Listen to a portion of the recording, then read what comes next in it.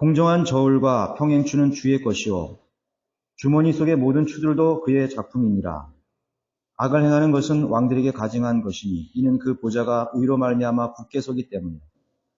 의로운 입술들은 왕들이 기뻐하는 것이요 그들은 정직하게 말하는 자를 사랑하느니라. 왕의 진노는 죽음의 사자와 같으나 현명한 사람은 그것을 가라앉히리라. 왕의 얼굴 빛에는 생명이 있으며 그의 은총은 늦은 비를 내리는 구름과 같으니라. 왕의 저울이라는 제목을 달아봤습니다. 왕의 저울. 세상에는 정상과 비정상이 존재하죠. 정상적인 상태는 누군가가 정한 기준에 일치하는 그런 형태를 말하는 것입니다. 비정상적인 것은 그 기준에 미치지 못한 상태를 말하는 것이죠. 하나님께서는 모든 만물을 지극히 정상적으로 지으셨습니다. 하지만 마귀의 타락으로서 죄가 세상으로 들어왔고 그로 인해서 모든 것이 비정상적으로 전락해버린 것입니다. 마귀는 이 세상을 비정상적인 혼란과 또 더욱 무질서로 바꾸려고 노력하는 것입니다. 모든 정상적인 바른 형태는 바른 기준에서 오는데 그 기준, 즉 의의 기준이나 도덕적 기준들이 이제 상대적 기준으로 바뀌면서 상대적 권위와 기준들이 나오게 된 것입니다. 상대적 권위라고 그러죠. 상대적 기준들은 또 세분화되어서 상황 윤리를 만들어내는 것입니다. 환경에 따라서 모든 기준은 달라질 수 있다. 또 상대적 정의이다. 그것을 누가 생각하고 누가 그것을 기준으로 삼느냐에 따라서 그 기준은 다 상대적으로 달라질 수 있다. 도덕적 정의도 그렇고 가치관도 그렇다. 그렇게 이제 이 세상은 변화무쌍하게 바뀌어가는 것입니다. 한국 교회의 문제는 지금까지 기준신학이 없었기 때문에 기준신학이 없었다는 거죠. 뭐가 기준이 되는 거예요. 여러분 군대나 학교에 가면은 오와요를 맞추잖아요. 기준 옆으로 양팔 벌려 기준 오와요를 맞추는 기준이 있어야 되는 것이에요. 기준입니다. 여러분 주차장에다가 아파트 주차장에다가 차가 삐딱하게 하나 되어버렸어요. 그러면 그 나머지 차들도 전부 다 삐뚤게 되어 있는 거예요. 굉장히 중요하죠. 기준이라는 게 굉장히 중요한 것입니다. 그러니까 기준 신학이 없기 때문에 각종 비성경적인 교리와 실행이 난무하고 있는 것입니다. 수많은 교파와 불의들로 그렇게 대체되어 버렸습니다. 이것은 바른 성경, 즉 바른 의의 기준이 없고 교리의 기준을 제시해 주지 못했기 때문인 것입니다. 뭐가 바른 기준이냐 이거죠. 뭐가 바른 믿음인 거죠. 그것을 제시해 줄 수 있는 곳이 없었던 것입니다. 11절에 공정한 저울과 평행추는 주의 것이라고 말씀하고 있습니다. 공정한 저울과 평행추는 주의 것이다. 하나님께서는 여러 개의 저울을 결코 사용하지 않는다는 점을 유념해야 됩니다. 모든 민족, 모든 교회, 모든 종교, 모든 인류에게 단 한 가지의 의 기준을 가지고 단 한 가지의 저울을 가지고 기준으로 그 의의 기준으로 평가하시고 또 심판을 하시는 것입니다. 여러분 신명기 25장 13절에 한번 펼쳐보십시오. 13절로 15절까지 읽겠습니다. 너는 너의 가방에 상이한 저울추 곧 큰 것과 작은 것을 넣지 말고 너는 내 집에 상이한 돼 곧 큰 것과 작은 것을 두지 말라. 너는 완전하고 정확한 추를 가지며 완전하고 정확한 되를 가질지니라. 그래야 주 너의 하나님께서 내게 주시는 땅에서 너의 날들이 길리니. 정확한 추를 가지라 그랬어요. 정확한 되를 가지고 있는 거예요. 완전하고 정확한 되를 가지고 있는 것이죠.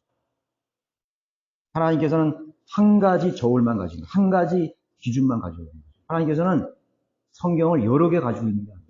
하나님께서는 한 가지 성경을 가지고 그것을 기준으로 삼으신 것이에요. 잠언 20장 10절에도 한번 보세요. 잠언 20장 10절. 상이한 저울추와 상이한 되는 둘 다 주께 가증한 것이니라. 이 땅에서는 지금 가증한 일들이 벌어지고 있는 것입니다.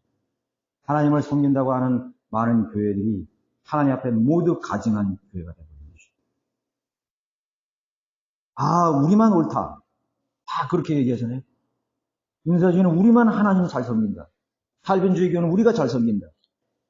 어디는 선교단체는 우리가 제일 잘 섬긴다. 성결교회는 우리가 제일 잘 섬긴다. 뭐가 제일 잘 섬긴다?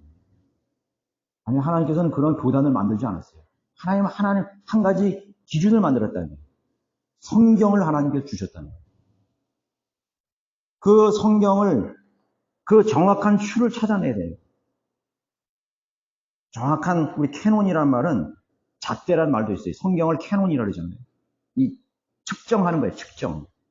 하나님께서는 구원받지 못한 혼들을 다루실 때 성경적 기준으로 모두 다루시는 것입니다.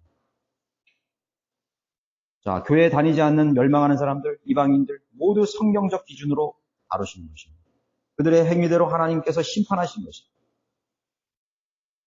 교회들을 다루심에도 하나님의 말씀 성경으로 평가하시고 은혜를 주시고 징계하시고 심판을 내리시는 것입니다.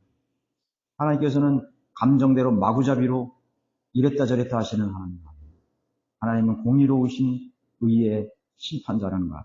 그렇다면 성경을 문자적으로 정직하게 받아들이기만 한다면 교회들의 교리와 주장이 그렇게까지 달라지지 않았을 것입니다. 최소한 우리가 이해할 수 있는 문자, 그 문자 그대로 이해하면 되는 거예요. 우리가 글을 아는 사람은 한글 아는 사람은 한글 그대로 문자로 하면 돼. 그걸 재해석하고, 그걸 형이상학적으로 하고, 그걸 우화적으로 해석하고, 무슨 영적으로 해석하고, 왜 그렇게 해석하는 거예요? 그러니까 다 달라지는 거예요. 비유적으로 다 해석하려고 그러고, 영적으로 해석하려고 그러고, 전부 다 달라요.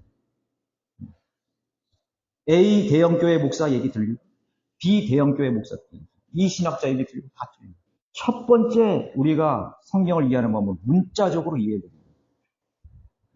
그 성경이 문맥 속에서 한글이든 영어든 스페인어든 일본어든 그 나라 사람이 모국어로 쓰는 그 언어를 문자적으로 이해할 때 성경을 정확하게 이해할 수 있습니다. 그렇게만 했어도 교회가 그렇게 어지럽지 않았을 것입니다. 성경대로 믿고 실천한다는 것은 바른 저울과 평행추로 하나님을 섬긴다는 것입니다. 저울에 달아봤더니 미치지 못했더라. 하나님께서는 저울을 가지고 있는 것입니다. 킹 제임스 성경은 권위 역본이라 부르죠. 권위 역본이라 부릅니다. authorized, 권위를 인정받은. 킹 제임스 성경의 판본은요, 개인 판본이 아니에요. 왕실 판본이에요. 지금 영국 왕실 있죠? 영국 왕실 판본이 이거 아무도 이거 못 건드려요. 하나님이 그렇게 하신 거예요. 영국 1600년대, 1500, 1600년대 영국 왕의 권위는 지금 왕의 권위하고 또 달라.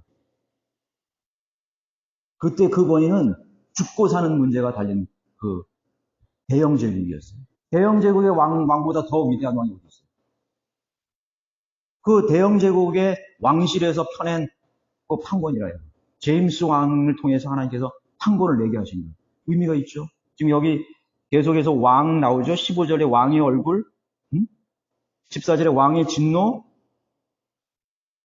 왕의 말이 있는 곳에 권위가 있는다. 왜 전 세계 매스컴들이 엘리자베스의 죽음을 그토록 방송하고 관심을 갖고 있는 것입니까? 그것을 알아야 돼요. 거기서 성경이 나왔기 때문에. 왜 영국 왕실의 결혼식을 그렇게 사람들이 관심을 갖고 다 그 사람들 다 죄인들인데. 거기서 성경이 나왔기 때문에. 하나님께서 왜 영어를 세계 공용어로 만드신 것을 이유를 알아야 되는 것이죠. 그 나라 말로 성경이 나왔습니다. 왜 그린위치 천문대를 하나님께서 세상의 기준으로 삼았는지를 알아야 되는 것이죠. 왜 시계가 영국의 시계 자침에 맞춰야 되는지를 알아야 됩니다. 기준이 거기서 나오는 것이죠. 킹제임스 성경은 하나님께서 기준으로 삼으신 것이죠. 권위역본이라는 거예요. 왕실 판권. 바른 성경에서 바른 신학이 나오고 바른 믿음과 실행들이 나오게 되는 것입니다. 하나님께서 기뻐하시는 열매는 바른 진리의 지식에서 나올 수가 있는 것입니다. 그래서 바른 성경 속에서 바른 복음이 나올 수가 있는 것입니다. 성경이 달라지기 때문에 그렇기 때문에 복음도 변질이 되고 복음도 변개시키는 것입니다. 바른 복음을 전하는 것입니다.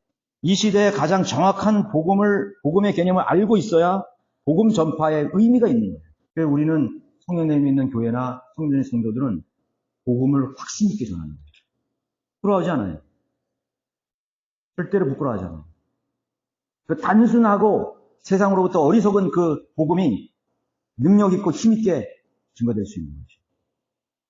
어디서든지 전할 수 있어요. 왜? 복음의 의미를 알았기 때문에. 바른 복음이기 때문에. 그러나 변질된 복음은 한마디도 세상에 나가서 복음을 전할 수가 없어요. 왜? 부끄럽거든요. 행실을 똑바로 해야 되는데 자기 행위로 구원받아야 되는데 행위를 보니까 자기가 운전하지 못하거든요. 뭐 어디 가서 전하는 거예요? 왜곡된 복음은, 변질된 복음은 복음 전파에 의미가 없는 것입니다. 그런데 그걸 가지고 나가서 전하는 거예요. 그 왜곡된 이상한 복음을 계속 전하는 거예요. 변질된 복음을 계속 전하는 거예요. 그 복음은 복음이 아니라 종교인들을 만드는 그러한 부패된 복음도 아니죠. 기쁜 소식이 아니에요. 교회 와라요. 성결교인이 되라. 감리교인이 되라. 선교단체 회원이 되라. 결국은 교회 나와서 돈을 내라는 것처럼 들리게 되는 것입니다. 아, 사람들 교회 나오라 그러는구나. 교회 나와서 돈 내라는구나. 지긋지긋. 복음 전파가 어려워지는 것이죠.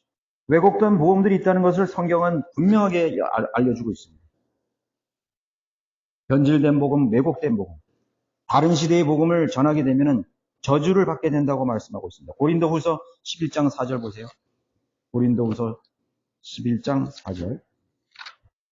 고린도전서 11장 3절부터 나는 뱀이 그의 관계로 이불을 속인 것 같이 너희의 마음도 어떤 방법으로든 그리스도 안에 있는 단순함에서 떠나 부패할까 두려워하노라. 만일 누가 와서 우리가 전파하지 아니한 또 다른 예수를 전파하거나 너희가 받아들이지 않은 또 다른 영을 받거나 너희가 영접하지 않은 또 다른 복음을 전하면 너희가 그를 잘 용납하는도다.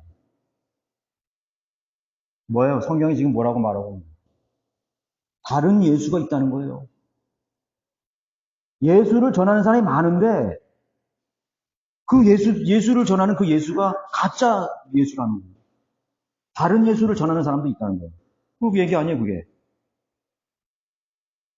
다른 예수를 전파했는데 너희가 잘 받아들이는도다. 또 다른 영이 있다 그랬어요, 없다 그랬어요? 다른 영이 또 있다는 거예요. 그 사람은 성령 하고 있는데 그 사람은 악령을 집어넣고 있는 거예요. 악령이라니까 뭐 시커멓고 무슨 뭐 발 달리고 뭐 괴물같이 생긴 영이 아니에요. 이름을 성령으로 오는데 양의 탈을 쓴 이리처럼 온다 이거예요. 너희가 영접하지 않은 또 다른 복음을 전파합니다. 다른 복음이 있다 그랬어요, 없다 그랬어요? 있다 그랬잖아요. 다른 예수, 다른 영, 다른 복음이 있다고 그랬어요. 지금 이거 경고하고 있는 것입니다. 자, 갈라디아서 1장 6절 한번 보십시오. 그 다음이죠. 갈라디아서 1장 6절.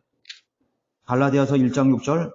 나는 너희가 그리스도의 은혜 안으로 너희를 부르신 분으로부터 그렇게 빨리 떠나 다른 복음을 따르게 됨을 이상히 여기노라. 다른 복음을 따르게 됨을 이상히 여기노라. 다른 복음은 없나니 다만 너희를 교란시키는 어떤 사람들이 있어서 그들이 그리스도의 복음을 변개시키려는 것이라. 그러나 우리뿐만 아니라 하늘에서 온 천사라도 우리가 너희에게 전한 것 외에 어떤 다른 복음을 전한다면 그는 저주를 받으리라. 다른 복음이 있다는 얘기가 없다는 얘기예요. 다른 복음이 있다는 얘기잖아요. 그러니까 지금 교단에서 각 자기들의 교단에서 전파하는 그 복음은 전부 다른 복음. 다 색깔이 달라. 모양도 다르고. 그 사람들이 얘기하는 예수는 다 다른 예수예요. 이렇게 돼버린 것입니다. 그래서 자기 기준이 아니면 전부 이단이에요. 한국식 전통식 기독교가 아니면 다 이단이에요. 방언 안 하면 다 이단이에요. 사도신경 안 하면 다 이단이에요. 지금 사도신경 안 하는 교회는 다 이단이에요. 그렇게 돼버렸다고요. 왜곡된 복음, 변질된 복음, 다른 복음을 전하는 것입니다. 그래서 복음도 얼마나 많은지 몰라요. 자유주의 신학에서 나오는 복음, 해방 신학에서 나오는 그런 복음들, 또 근로자, 노동쟁이들이 하는 복음, 가난한 사람들이 모인 교회들에서 나온 복음들, 또 연예인 교회에서 나온 복음들, 그 저주를 받는다고 그랬어요. 그게 무슨 의미가 있겠어요? 기준이 뭔가요? 성경을 바르게 이해하지 못하고 바르게 나누어서 성경을 이해하지 못하는 것이죠. 사람들이 그러는 거예요. 세대주의자들은 이단이다. 왜 성경을 나누느냐 이거예요. 성경을 시대적으로 나누거든요. 7세대로 나누거든요. 뭐 에덴 시대, 양심 시대, 족장 시대, 또 율법 시대 나누는 거예요. 교회 시대, 대환란, 천년왕국 나누는 거죠. 난 묻고 싶어요. 역사를 공부하는데 역사의 시대를 안 나누나요? 근대사, 고대사, 중세사 필름 나누잖아요. 나눠야 역사를 시대를 나눠야 알 수 있는 거 아니에요? 조선시대는 조선시대의 법이 있었고 중세시대는 중세시대의 룰이 있었던 거죠. 유럽도 그렇고 아시아도 그렇고. 안 그래? 현대사. 그게 세대주의야. 그렇게 해야 정확한 역사를 공부할 수 있는 것이에요. 성경도 시간의 역사고 하나님께서 그 역사책으로 우리에게 주신 거예요. 성경은 종교서적이 아니라 역사책이라고 말하면서 실제로 역사책이에요. 그 역사책을 우리가 구분하는 데 있어서 하나님께서 그 시대를 왜 안 주시죠? 그 시대마다 하나님의 경영 방침과 구원의 교리와 모든 하나님의 심판의 기준이 달랐다고. 그러니까 성경을 막 그냥 예를 들어서 조선시대 거를 막 삼국시대에 적용하고 삼국시대 거를 막 일제강점기 때 거를 막 적용하고 일제강점기 때를 또 무슨 1980년대를 적용해버리고 완전히 그냥 뒤집박치면 그거 어떻게 알겠어요? 교회에서 성경을 가르치는 사람들도 무지하거든요. 무지해요. 무지하다. 하나님께서 성경을 구약은 39, 신약은 27, 66권으로 나눈 이유를 알아야 되는 것이에요. 하나님께서 시대를 통해서 하나님께서 세우신 인물들이 있다는 사실은 세대가 전환되는 기점이라는 사실을 알아야 돼요. 에덴 시대에는 아담을 세우셨죠. 또 아브라함을 세우셨죠. 또 모세를 세우셨죠. 다윗을 세우셨죠. 우리 예수 그리스도께서 오셨죠. 그렇죠? 또 사도들을 세웠죠. 하나님께서 그 인물들을 세우셔서 그 인물들에게 준 또 하나님의 뜻을 하나님께서 전달하셨다.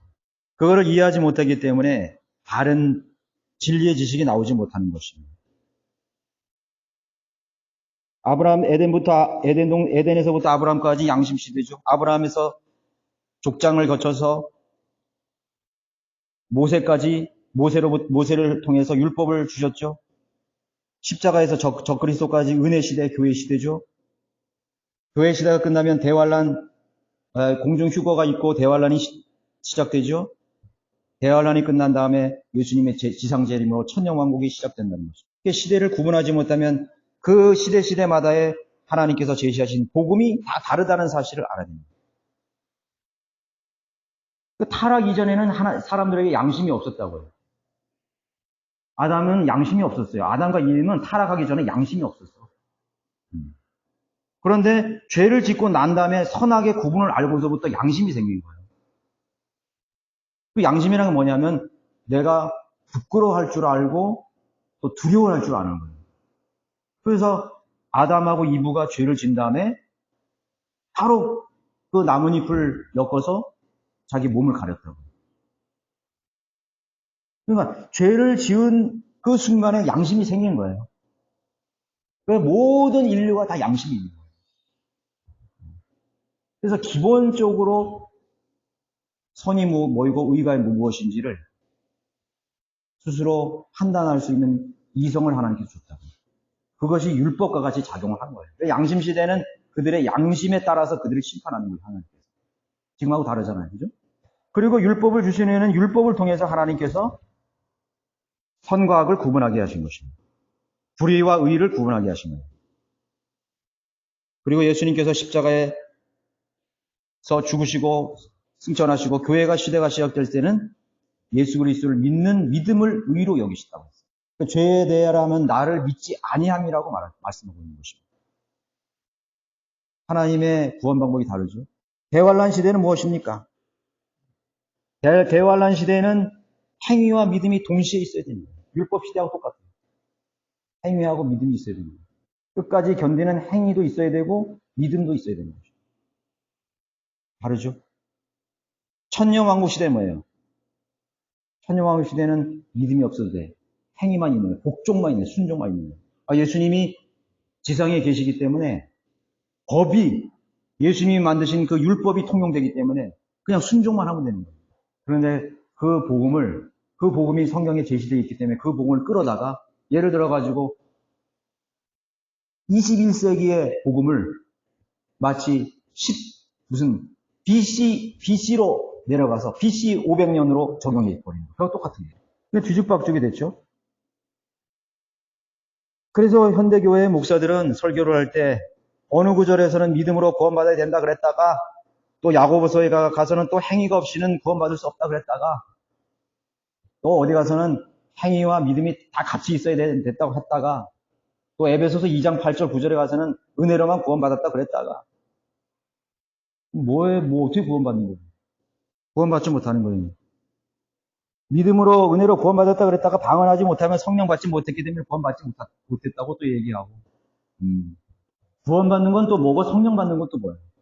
요한복음 1장 12절에서 예수님을 영접하면 하나님의 아들들이 되는 권세를 주시겠다고 분명히 그랬는데 또 어디 가서는 성령 받지 못하면 구원받지 못했다는 거예요. 그럼 성령도 다른 것이고 예수님도 다른 것이죠. 난 예수님을 영접했는데 성령님을 영접하지 못했어. 그런 이상한 괴기한 복음이 나오는 것이에요. 예수님을 영접했으면 성령님이 예수 그리스도의 영이란 말이에요. 그리스도의 영이란 말이에요. 그 개념조차 모르는 거예요. 그런 사람들하고 얘기가 되겠어요? 그런 사람 구원받지 못합니다. 하나님의 영, 그리스도의 영, 예수 그리스도의 영, 주의 영, 거룩한 영, 성령님 다 한 분이시죠. 근데 다 다르게 만들어놨어요. 방언하는 영도 다르고 또 병고치는 영도 다르고. 그럼 도대체 어떻게 해야 내가 구원받을 수 있습니까? 전부 다 달라요. 기준이 없어요. 기준이 없어요. 어디가 길이냐? 소경이 이제 어디가 길이냐 이거죠. 예수님께 물으셨죠? 어디가 길이냐? 나는 길이요 진리요 생명. 예수 그리스도를 구주와 주님으로 영접하는 순간 그 사람 안에 성령님이 들어가 인치신 것이에요. 에베소서 4장 기록됩니다. 4장 30절에 구속의 날까지 인치심을 받았느니라. 그것이 바로 요한복음 1장 12절에서 말씀하신 영접이란 말이에요. 그래서 세대가 나누게 되고 세대적으로 하나님의 다루심에 차이가 있다는 사실입니다. 차이가 있어요.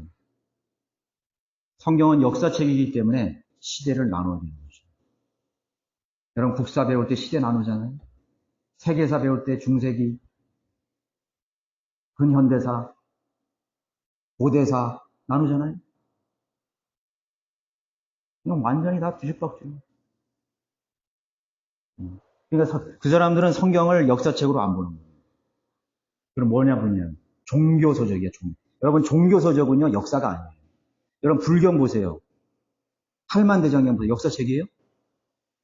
맨 도덕경 중들 연불하는 거 전부 써놓은 거예요.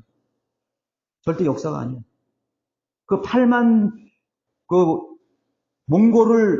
몽골의 침략을 막기 위해서 기원하기 위해서 만든 게 팔만대장경이잖아요.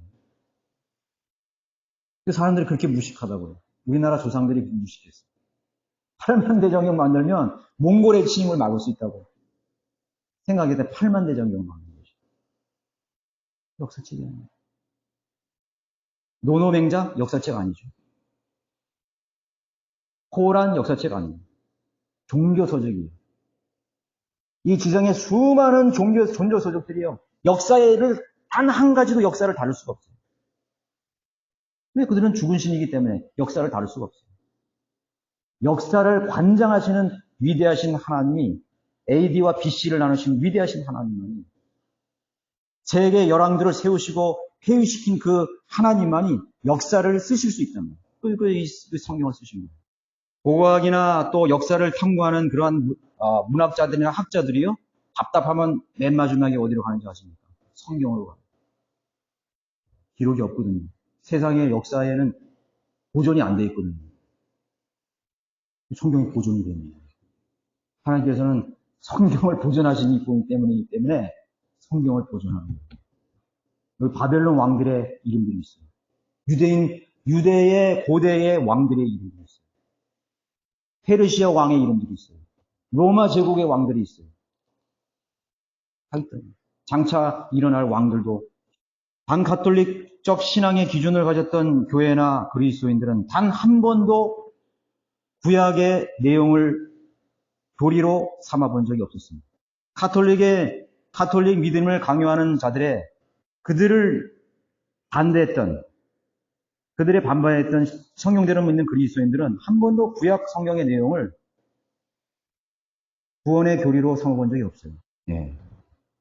오히려 로마 가톨릭 교황이 구약을 가지고 자신들의 교리로 써먹은 거죠.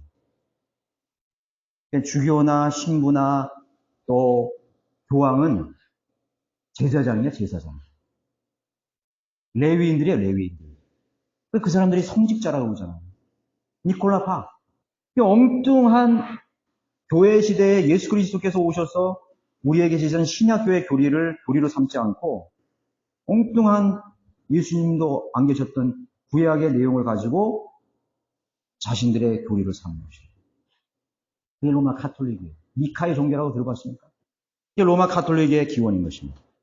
또한 미래에 도래할 환란 시대나 천년 왕국의 내용을 근거로 복음이나 교리의 근거로 삼아본 적이 없어요. 성경들을 믿는 사람들은 미래에 도래할 모든 교회가 휴거난 이후의 시대의 교리나 예수님께서 미래에 재림하셔서 왕국을 다스릴 때 그 교리를 가지고 지금 구원의 교리로 삼은 적이 없어요. 그러나 지금 그런 교리를 사용하고 있잖아요. 끝까지 견뎌야 된다. 끝까지 견뎌야 된다. 주의를 성수하라요. 안식일을 지켜라. 장막절을 지켜라.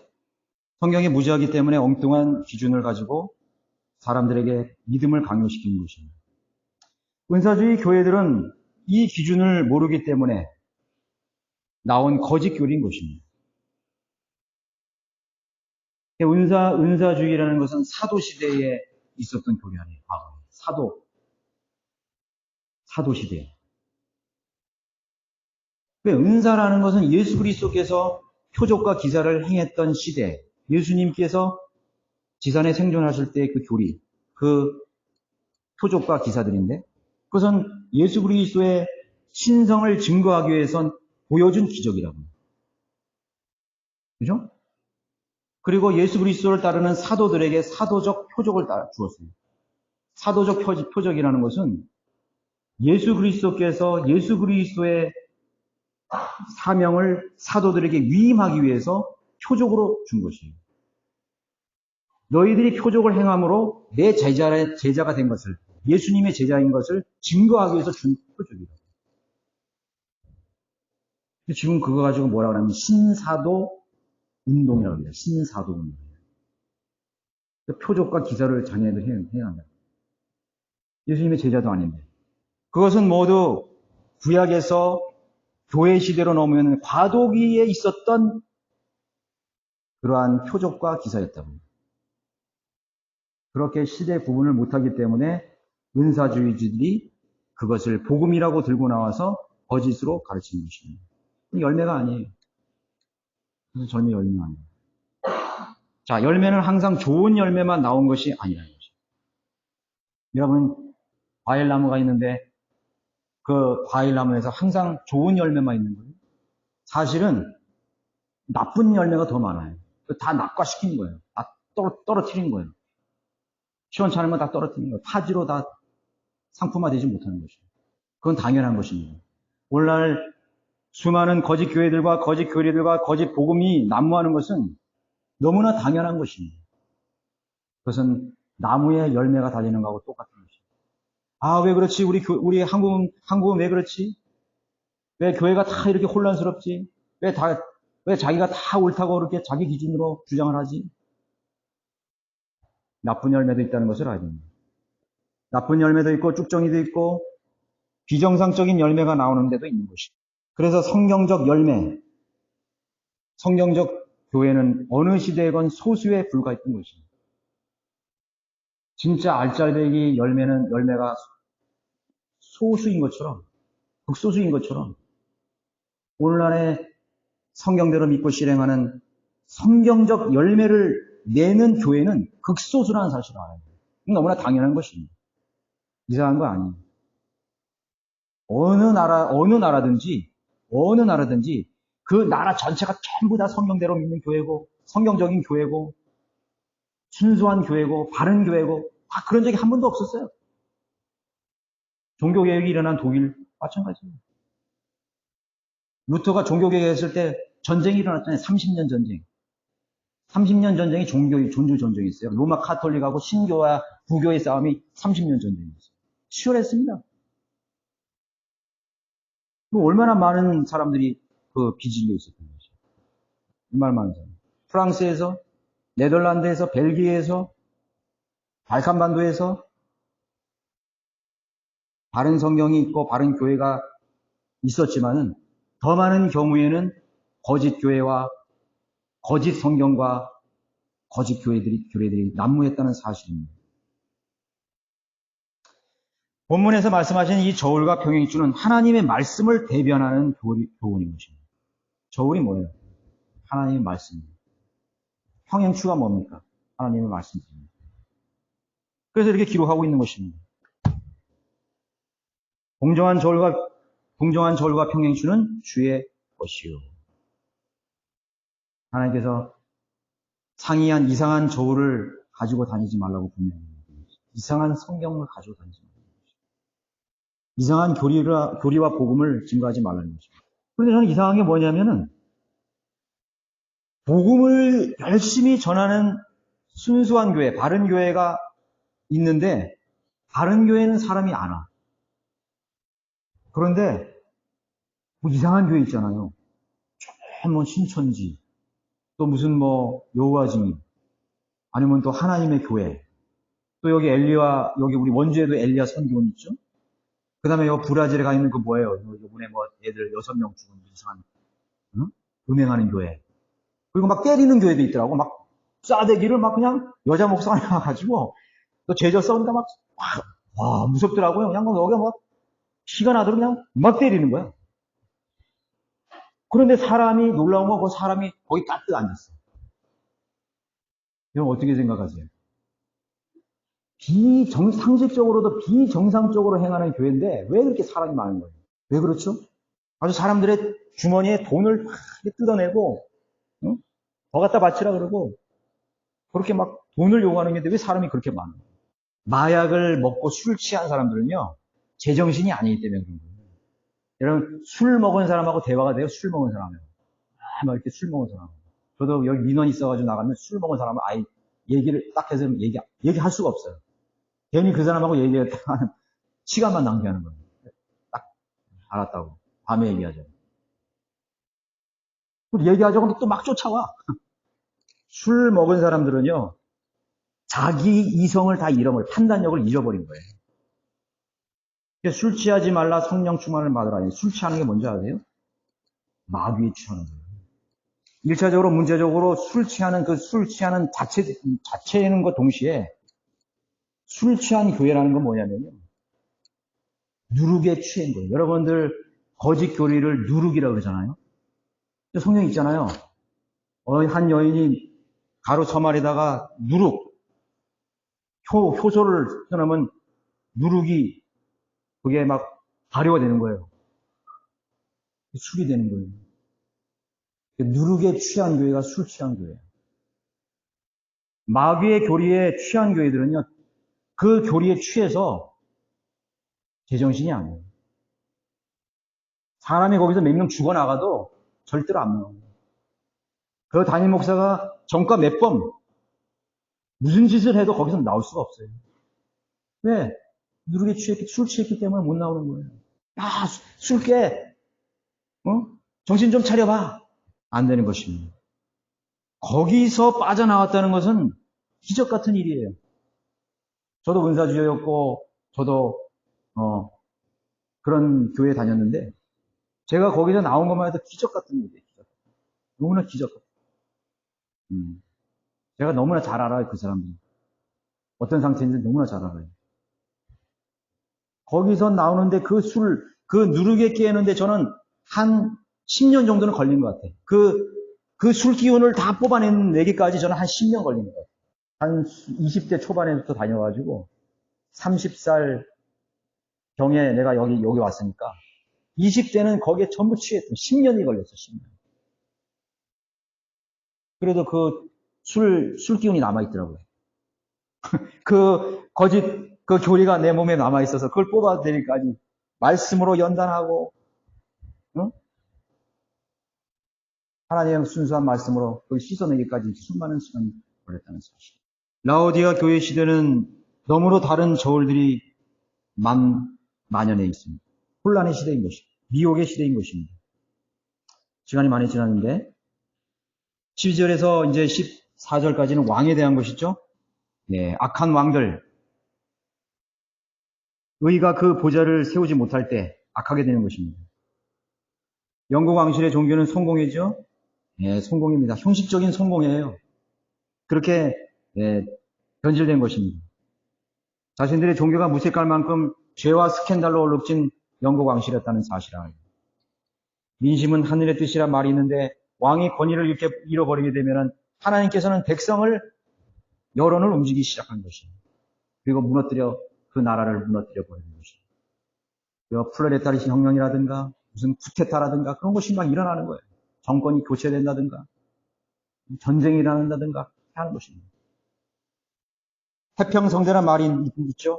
공의와 정의가 없는 사회나 국가는 반드시 몰락하게 되어 있다는 사실입니다. 13절은 의로운 입술들은 왕을 기뻐하는 것이라고 했습니다. 한 국가의 수장이 치리는 외교적, 국내적 여론을 형성하고 복잡한 문제가 얽혀 있습니다. 친미냐, 친중이냐, 평화냐, 전쟁이냐, 또 수많은 나라에 대한 평판, 국격의 평판이 있습니다. 그래서 한 나라의 대통령이나 지도자가 어디다가 기준을 맞춰야 되는지 참 불리만한 거예요. 그렇기 때문에 윤석열 대통령이 나와도 그 사람이 처음 생각했던 대로 안 되는 거예요. 안 되는 거라고요. 그 사람이 기준이 없기 때문에 이 사람 말도 들어야 되고 저 말도 들어야 되고 중국 말도 들어야 되고 미국 말도 들어야 되고 일본 말도 들어야 되고 외교적 그런 거 있으면 안 되는 거예요. 우리는 자기 생각되니까 전 잘한다 나쁜다 이렇게 얘기하죠.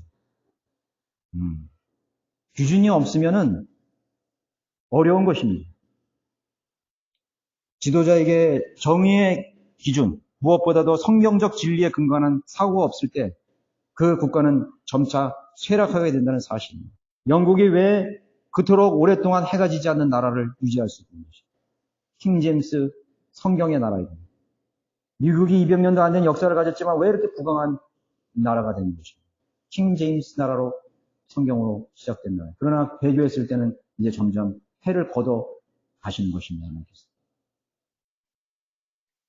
영원한 그런 안정된 태평 성대를 누리는 국가는 이 지상에 없다는 사실을 알아야 됩니다. 14절에는 이제 만왕의 왕, 이제 영원히 다스리실 영원한 지도자 예수 그리스도께서 오셔야만 이 지상은 평화가 유지될 것입니다. 평화가 도래하는 것입니다. 이대로 영원히 지속되는 것이 아닙니다. 언젠가는 이 혼란과 이 무질서가 끝나는 날이 반드시 온다는 사실을 역사는 기억해야 되는 것입니다.